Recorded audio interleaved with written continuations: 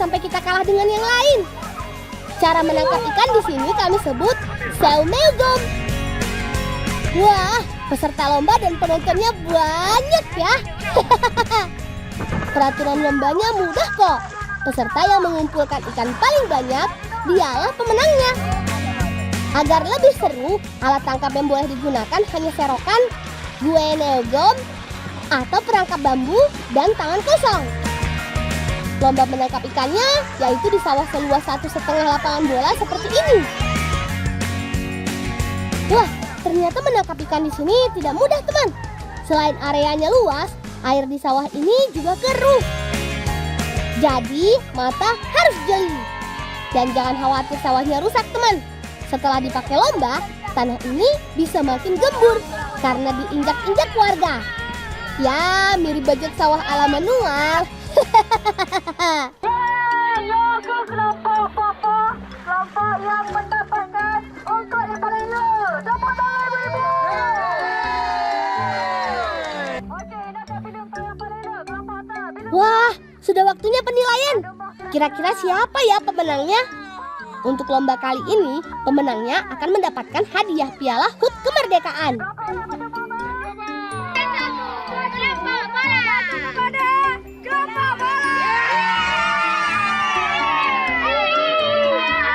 Ya, senang rasanya bisa juara 1. Kami juga bangga. Menjelang hari kemerdekaan, kami bisa meraih kemenangan.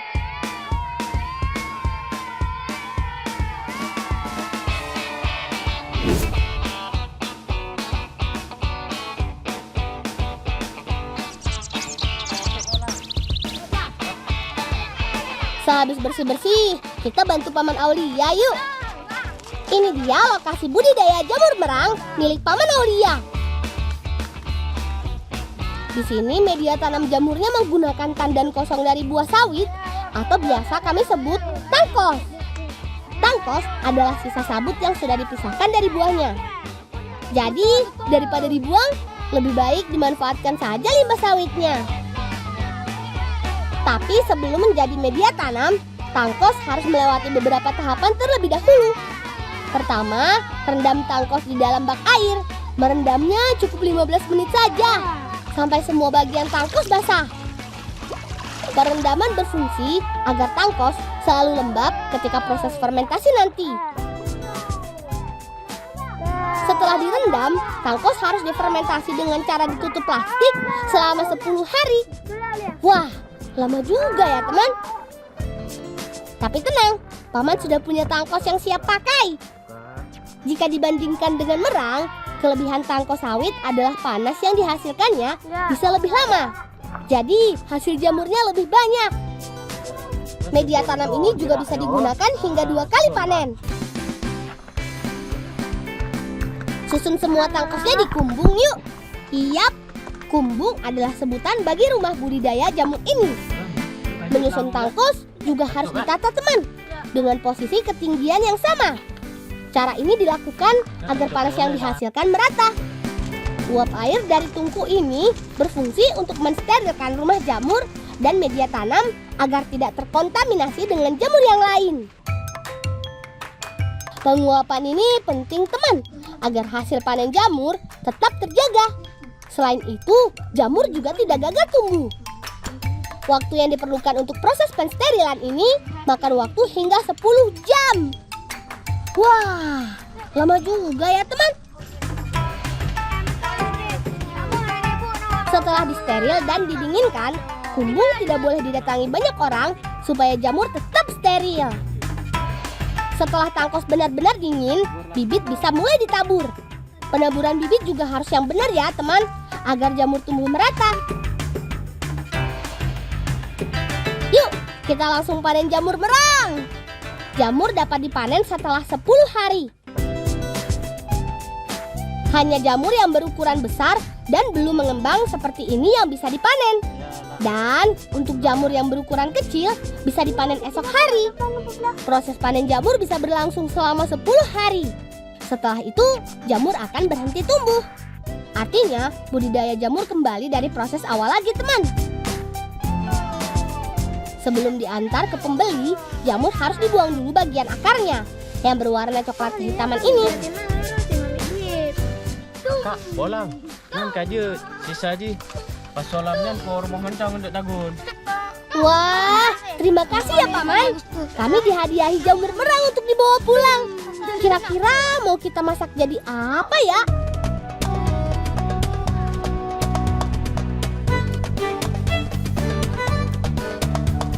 Sebelum memasak, kita siapkan benderanya dulu yuk. Kan sedang suasana 17-an.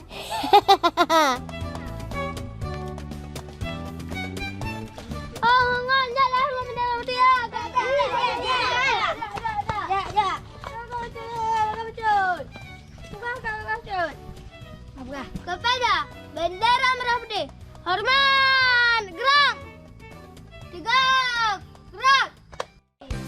Kita lanjut masak yuk. Hari ini kami akan memasak jamur lele merah putih. Yap, seperti namanya, makanan ini nantinya akan berwarna merah dan putih. Ikan lele hasil tangkapan tadi kita bersihkan dulu. Sambil menunggu lele bersih, kita buat bumbunya dulu yuk. Bumbunya menggunakan kunyit dan cabai merah. Bumbu yang sudah halus langsung diratakan ke daging lele agar meresap. Selanjutnya, potong jamur menjadi 2 bagian agar bentuknya tetap bagus dan cepat matang. Untuk bumbu jamurnya sederhana saja. Hanya ketumbar, bawang putih dan garam, lalu ulek semuanya sampai halus. Kami memakai 2 ruas bambu sebagai alat memasaknya. Unik ya teman. Ruas pertama berisi ikan lele berwarna merah. Sedangkan ruas kedua untuk memasak jamur berwarna putih. Jadi masakan merah putih kan? Selain direbus, jamur juga akan kita panggang di atas batu. Memasak dengan cara seperti ini tentunya akan mempertahankan rasa makanan agar tidak mudah gosong serta matang merata sampai ke bagian dalamnya teman. Nah, olahan menu merah putihnya sudah jadi. Ditambah sate jamur panggang batu yang kelihatannya nikmat. Iya dong, kan belum dicicipi.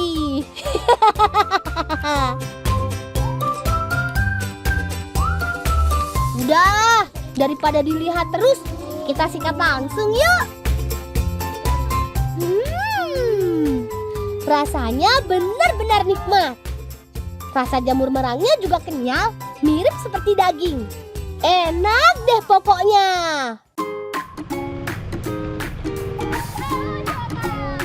Ayo Paman, Kakak, gas terus. Oh iya teman, ini dia transportasi khas daerahku. Namanya becak motor. Berbeda dengan becak di Jawa yang posisi pengemudinya di belakang dan penumpangnya di depan. Becak di sini, posisi pengemudinya berada di samping penumpang. Tapi fungsinya masih tetap sama. Bisa untuk mengangkut barang atau orang. Hari ini kami akan membantu membawa pelepah pisang dan kambing. Pelepah pisang ini akan kami gunakan untuk pakannya. Sedangkan kambingnya nanti akan kami peras susunya. Karena perjalanan kami lumayan jauh, kami memerlukan becak motor. Ini kakakku teman. Kakak sudah ahli mengemudikan becak motor. Cara menggunakannya berbeda loh dengan sepeda motor biasanya. Mengemudikan becak motor itu lebih berat. Dan terkadang setirnya bisa berbelok sendiri jika kelebihan muatan.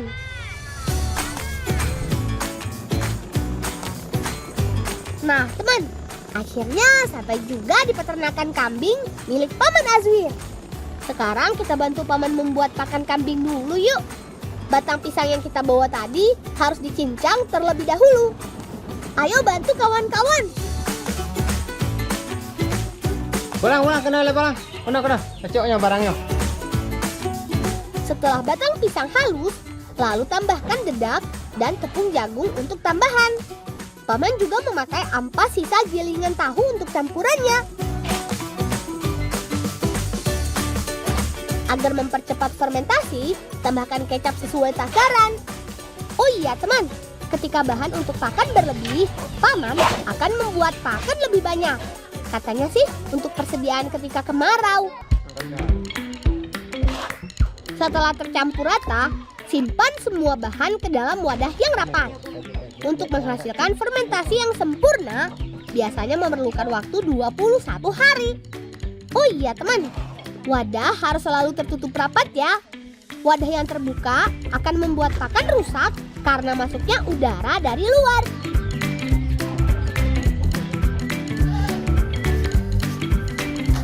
Nah, untungnya Paman masih ada persediaan pakan yang sudah difermentasi. Yuk, langsung saja kawan. Paman biasa memberi pakan pada pagi dan sore hari. Tuh kan, kambing-kambingnya lahap sekali makannya. Ada beberapa kambing yang dipelihara. Ada jenis pedaging dan perah. Oh iya teman, ada banyak manfaat pakan fermentasi ini. Salah satunya, kambing akan menghasilkan lebih banyak susu. Karena pakannya kaya akan kandungan protein dan kalsium. Sedangkan untuk kambing pedaging, nafsu makan jadi lebih baik sehingga bisa cepat gemuk. Setelah diberi makan, kambing siap diperah. Karena sudah kenyang, si kambing-kambing ini jadi tenang deh. Oh iya teman, tidak semua kambing betina bisa diperah susunya loh. Hanya betina yang sudah melahirkan saja yang bisa. Memerah susu tanpa mencicipi belum lengkap rasanya.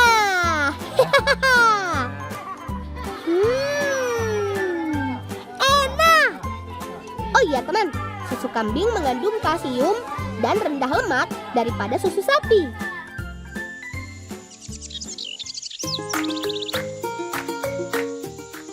Nah, saatnya mengolah susu kambing menjadi kudapan lezat nih teman.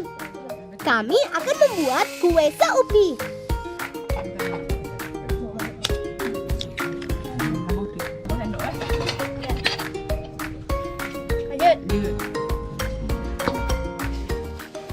Aduk gula pasir memakai adonan susu dan telur sampai berbusa. Sambil menunggu adonan rata, siapkan santannya dulu yuk. Sekarang kelapanya diparut memakai kukuran ya. Wah, Charlie dan Aulia balapan memarut tuh. Kami hanya memakai kelapa yang sudah tua saja agar santan yang dihasilkan lebih banyak.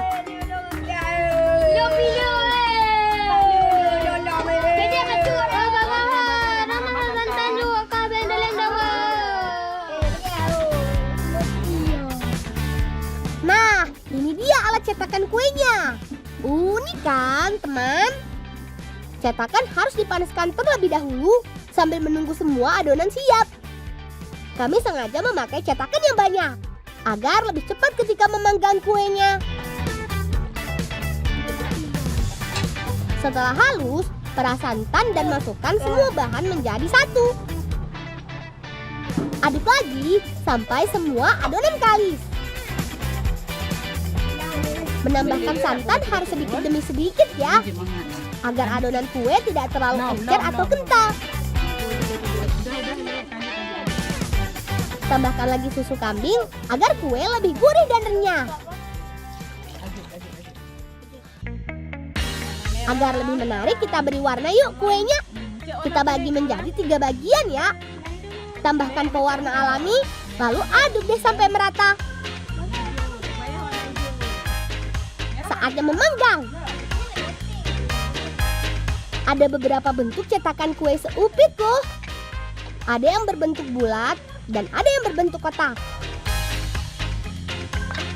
Tapi cara memasaknya sama saja kok. Tuang adonan, lalu jepit deh. Panaskan sampai adonan kering dan tercium aroma wangi. Gak perlu waktu lama, karena kue seupit sangat tipis, jadi cepat matang. Nah, jadi kan teman? Kuenya kami bentuk menjadi 2. Satu digulung bulat, satu lagi dilipat menjadi 4.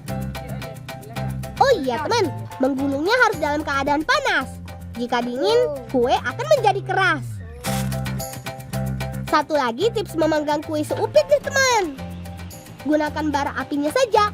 Jangan langsung menggunakan api yang menyala karena kue akan cepat gosong. Tak perlu menunggu lama, kue sudah jadi 3 tampah besar nih. Wah, nyuk ke cicik mandumu. Yuk, langsung saja kita nikmati bersama. Saatnya menikmati, teman. Yuk Kak, kita makan sama-sama ya. Biasanya kue seupit dibuat ketika bulan Ramadan. Dan ketika ada acara adat, kue ini juga tidak boleh ketinggalan loh.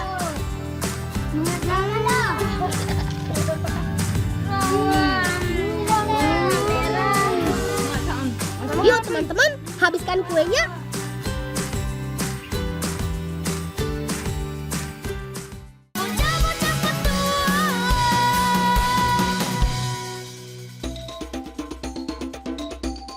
Selamat datang di kampung halamanku. Aku tinggal di desa Kahaya, Kecamatan Kindang, Kabupaten Bulukumba, Sulawesi Selatan. Kampungku berada di kaki Gunung Lompo Batang dengan tanah yang sangat subur. Kopi menjadi hasil bumi yang sangat diunggulkan. Tidak heran jika lebih dari separuh luas desaku adalah kebun kopi.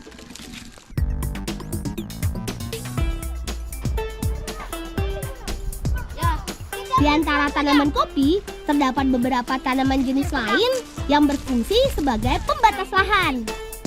Salah satunya adalah pohon karoci.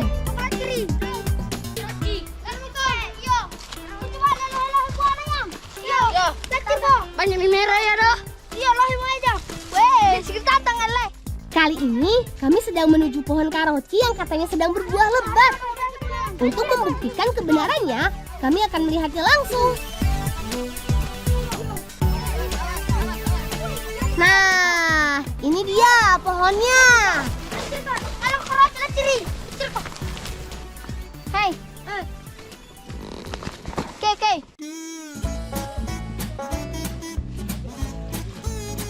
teman, pohon karoci punya banyak dahan. Jadi cukup mudah untuk memanjatnya. Meski begitu, kami harus berhati-hati karena banyak lumut yang sangat licin. Wah, buahnya banyak banget nih teman. Awas, tangkap ini. Aku bebas memetiknya. Yang merah. Jangan terlalu banyak dong. Uniknya, buah karoci bergerombol pada batang pohon.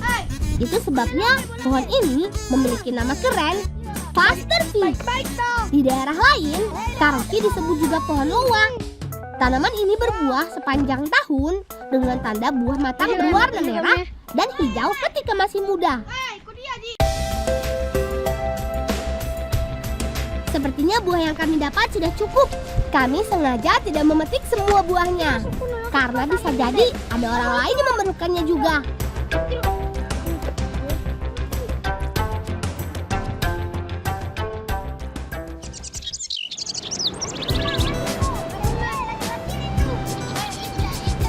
Teman, kami sedang membuat karoci PC.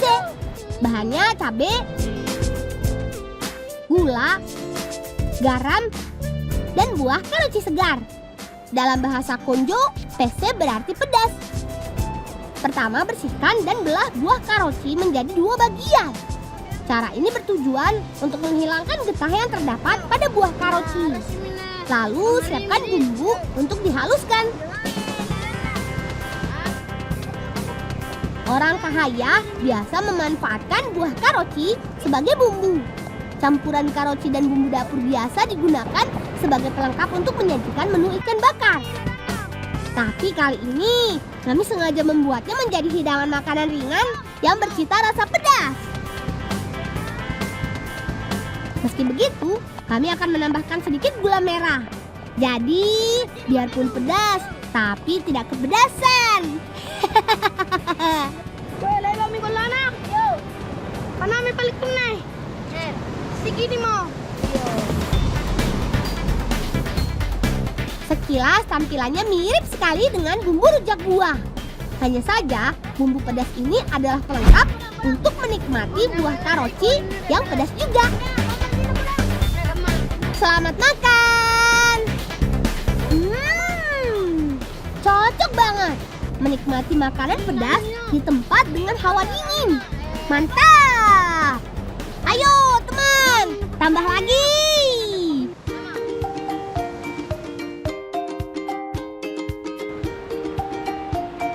Selamat datang di tempat persembunyian kombeng. Kombeng atau kepiting air tawar biasanya tinggal di balik batu sepanjang aliran air yang tidak berarus. Untuk mencarinya, kami harus sangat teliti. Nah, ini dia teman, aku dapat satu. Kombeng memiliki banyak nama di tempat yang berbeda. Orang Jawa menyebutnya yuyu atau cuyu. Di daerah lain disebut juga ketam sungai. Selain di sungai, kombeng juga bisa ditemui di danau dan sawah. Hanya saja, bagi petani, kombeng sering dianggap hama karena dapat membuat lubang yang bisa menguras air di sawah. Ayo, Komang, terus cari yang banyak ya. Di kampung kami, kombeng biasa dimanfaatkan sebagai umpan pancing dan bisa dikonsumsi. Itu sebabnya kakak meminta kami untuk mengambilnya. Pulang! Gedeng. Tunggu Kipuan di kebun. Ayo, Mi, pergi petik kopi. Ayo! Minum pakai. Sayangnya kami tidak punya banyak waktu nih teman. Hari ini Bapak sedang panen kopi di kebunnya. Bapak sengaja mengundang beberapa kerabat untuk membantunya. Kau ne bulan batunte aja ko. Batung ngelengki ko mengkinyo mae di kalorwa. Oh iya, balik apa 50 kopi? Teman, Desa Kahaya adalah salah satu lumbung kopi terbesar di Kabupaten Bulukumba. Hasil kopi dari kampung kami sudah dipasarkan sampai keluar daerah, bahkan sampai ke Pulau Jawa dan daerah lain di sekitar Sulawesi. Kualitas biji kopi dari Kahaya memang sudah tidak diragukan lagi. Salah satu rahasianya adalah cara panen yang benar. Jika dulu biji kopi dipanen bersamaan, sekarang tidak lagi. Sejak beberapa tahun belakangan, petani kopi di kampung kami hanya memanen biji kopi yang sudah matang di pohon. Seperti yang sedang kami lakukan sekarang. Ayo, minumnya sebentar bala.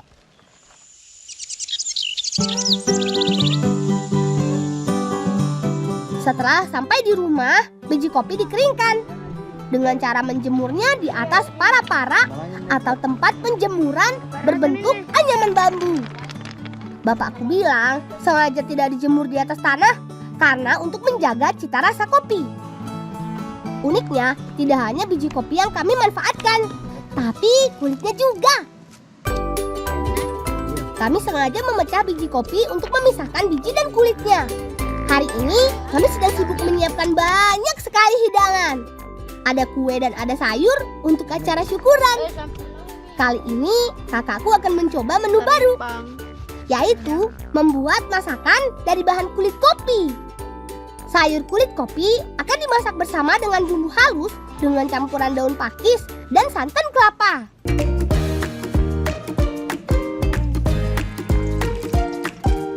Jangan lupa tambahkan parutan kunyit untuk membuat masakan menjadi lebih lezat. Lain bumbu, lain juga bahan yang harus disiapkan. Kombeng terlebih dulu kami goreng sampai matang. Tidak perlu waktu lama, cukup goreng selama 10 sampai 15 menit. Angkat jika cangkangnya sudah berubah warna. Yuk kak, sekarang saatnya memasak. Pertama, tumis bumbu sampai harum. Lalu, masukkan pakis yang sudah dicuci bersih. Selanjutnya, kulit kopi yang sudah direbus. Matangkan semua bahan dengan menambahkan santan kelapa. Jangan lupa beri sedikit garam sebagai bumbu pamungkasnya. Ini dia bahan penting dalam masakan ini. Kombeng goreng. Aku sudah tidak sabar pengen mencobanya.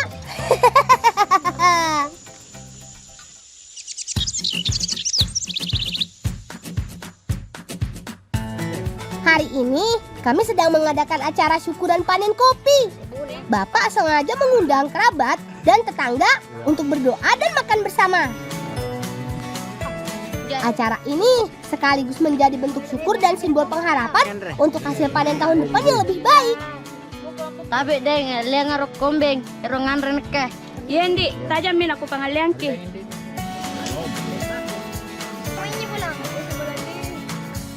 Ya kau mesti ngarep tepur. Ayo paman, tambah lagi sayur kulit kopinya. Enak banget. Rasanya hampir sama dengan sayur kulit melinjo, empuk dan kenyal. Duduh, kombengnya tidak mau kalah. Mantap banget.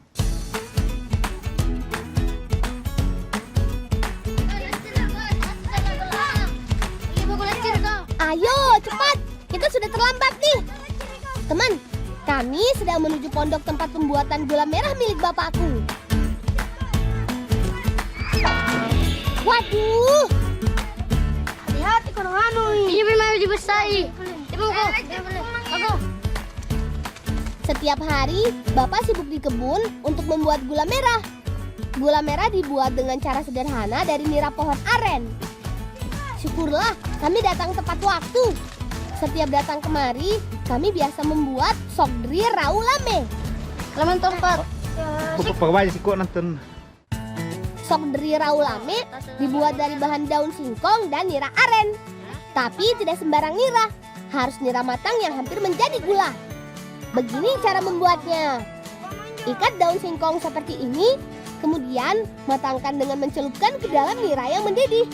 Sebentar saja, cukup 5-10 menit. Lalu putar untuk memastikan setiap bagian daun sudah tercelup semua. Lalu angkat dan dinginkan.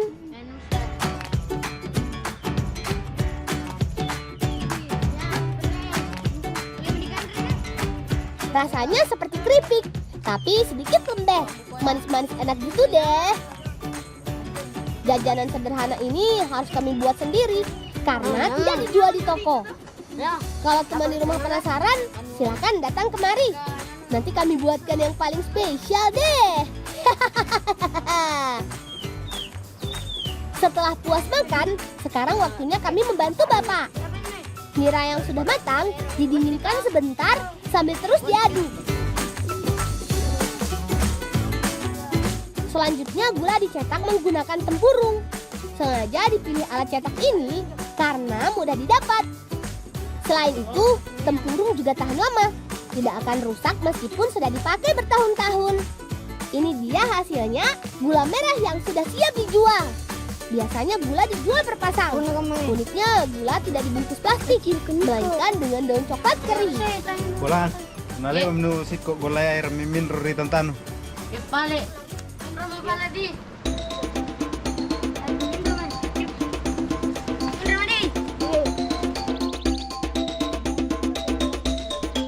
Teman, gula merah yang kami buat tidak semua dijual. Ada sebagian yang digunakan sendiri. Karena banyak kue dan makanan tradisional yang menggunakan gula merah sebagai bahan utamanya. Kali ini bibiku sedang bersiap membuat kue dari bahan gula merah dan lamtoro. Tante, ini gola dari batu di bapakku. Oh iya, lani pare mantoin tu sampai roko-roko. Oh, Ane na de bulangin susah kamu ni anu Miele, balisay tan tadi. ya balir tantaku di. Iya. Tenang saja, Bi. Urusan panjat memanjat serahkan saja padaku. Teman, tidak mudah memang mengambil buah lamtoro. Karena pohonnya tinggi dan posisi buah berada di ujung dahan. Jadi, harus menggunakan galah bambu atau memanjat dan memetiknya langsung. Pohon lamtoro banyak tumbuh di sekitar kebun. Lamtoro sengaja ditanam sebagai tanaman pelindung kopi. Selain itu, daun lamtoro juga biasa dimanfaatkan sebagai pakan ternak. Gimana teman? Sudah banyak belum? Oh, nyaman ini kebun-kebunan. Lo himin nih. Ya lo hemin nih bulangin. Ya, min rok yang nana. Teman, kami sedang membuat kue doko-doko lamtoro. Dibuat dari bahan biji lamtoro segar. Jangan lupa pisahkan antara biji dari kulitnya ya. Untuk membungkusnya, Reza sedang menyiapkan daun pisang dan lidi. Terus, apa lagi? Masih banyak banget. Aku sedang membantu Bibi membuat adonan. Bahannya ada santan kelapa, pati jagung, gula merah, dan parutan daun pandan. Oh iya teman, kue tradisional ini bisa dibuat dalam 2 jenis, yaitu kue doko-doko gula merah dan kue doko-doko gula pasir. Ini tante lanturona. Nah, kalau yang ini adalah cara membuat kue doko-doko dengan campuran gula merah. Panami gulana. Panami. Yang ngasih na. Balik. Selanjutnya masukkan air pandan. Garu di. Setelah santan dan gula merah larut, kemudian lamtoro. Aduk tanpa menambahkan pewarna makanan. Sengaja kami akan membuatnya terlihat alami dari warna gula merah. Setelah sedikit mengental, angkat dan bisa dibungkus.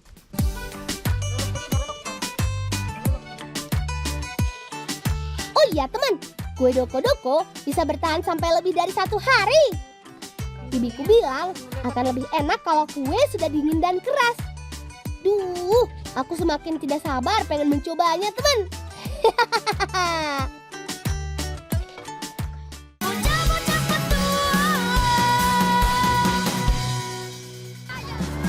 Nah, itu kawan-kawanku sudah menunggu teman. Oh, apa itu belang? Anu, dok baca di tentaku. Engan remo kau. Engan. Wah, kalau dilihat-lihat sih mereka suka banget. Rasanya manis dan kenyal. Apalagi ada lamtoronya. Makin susah berhenti deh. Oh nyaman toh. Iya. Pengajar mo kau. Nak busumi. Pengajar mo kau ya? Iya. Wah, lah pakai pada kinyamangnya. Ada. Damai. Ada.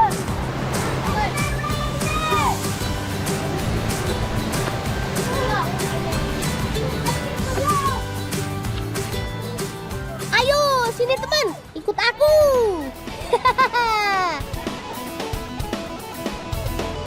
Sebelum pulang, kami mau mandi dulu di sini.